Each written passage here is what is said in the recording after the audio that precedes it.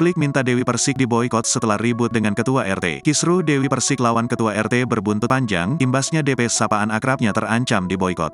Dewi Persik dinilai tukang onar atau sering mencari keributan, karena itu netizen pun tak segan mendesak KPI agar memboikotnya.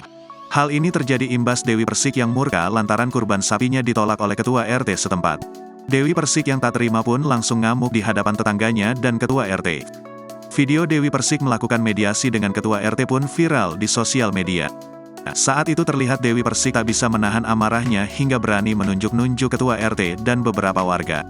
Saat ditenangkan pihak keluarga, Dewi Persik terlihat memberontak hingga memunculkan kericuhan. Melihat tingkah Dewi Persik inilah, tak sedikit netizen yang mengaku kecewa. Dewi Persik dinilai tak bisa menahan rasa marahnya. Tak sedikit yang setuju KPI memboikot Dewi Persik dengan alasan kerap membuat masalah. Sementara itu saat diminta introspeksi diri, Dewi Persik justru mengungkit statusnya yang merupakan publik figur.